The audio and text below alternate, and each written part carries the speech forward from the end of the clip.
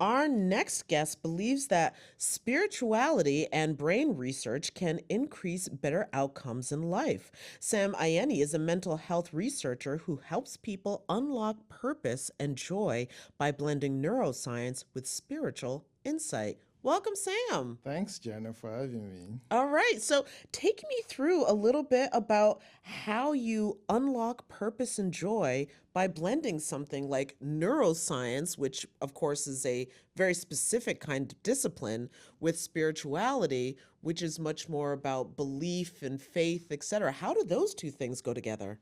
Well, before I answer the question, I just will tell you a quick story about how Sure. I got there. So, I was in Afghanistan as an infantryman in 2011, Mm-hmm. and we were escorting my commander, my unit commander, to HQ to go and explain some of the orders he had given a day before. So, as we were going, he decided to protect us to check the covert because 3 days prior, one of my buddies was killed with Okay. a command pole IED. So he decided, okay, I'm going to protect this ones, right? And we're now going to check every IED on the road. Mm-hmm. But what happened was my one of my other friends was dismounted with them to check the IED, but then he got shot. Oh. And then we rushed down, we dismounted, get my friend and the commander, I threw them back in the striker. We went back to the base. Upon getting there, my friend was on the ground and he was gone. Oh. His body was on the ground, his brain still in his skull, Mm-hmm. but then I can't have conversation with him anymore. So my brain just went couple like, what just happened here? At that point, I realized we are much more than just human Okay. because his body was there, his brain was still there, but can't have conversation. But what is that thing that left him that I'm unable to have conversation with him? So that realization led me to then now start researching Mm-hmm. about really who we are inherently and how that impacts our human experience.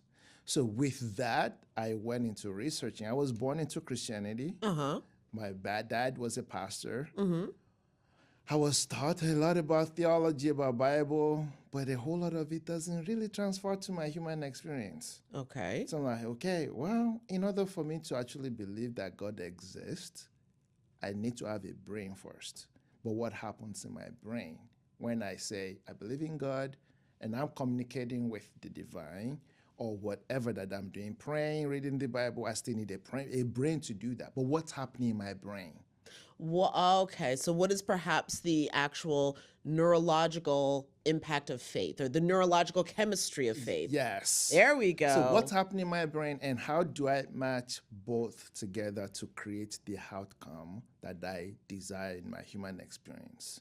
So that is how I got there. So, and that's something that once you realized, you were saying, must have said to yourself, I can help other people make this connection as well. Yes. So I realized that when I started implementing this to every area of my life, Mm-hmm. including getting to college, going to college for free here in the US, going to Afghanistan as an infantryman, coming back alive, into business, into my marriage, into my finance, Mm-hmm.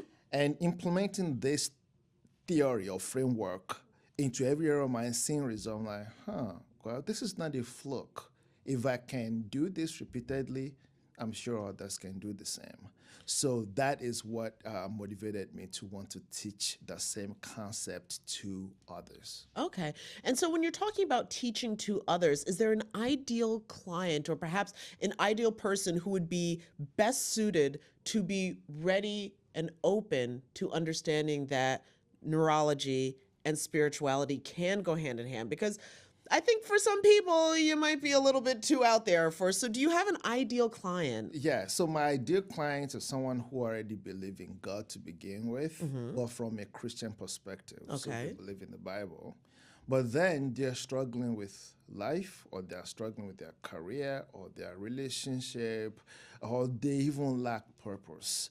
And then also that they're millennials as well. Really? The Be- age demographic matters. Yes, it does because that specific group of people, research has shown that 3 out of 4 millennials actually do not know their purpose in life. Majority of them, a significant portion of them actually are diagnosed with depression, with anxiety, and all these other neurological Yeah. diseases, so to speak. So those are my ideal client that I'm able to help them to actually craft and design intentional outcomes in any area of their lives. All right.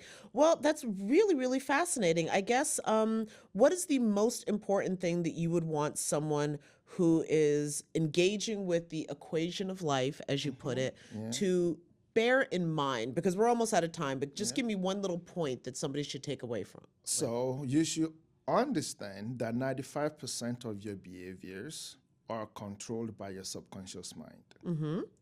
But and only 5% of your behaviors are controlled by your conscious mind.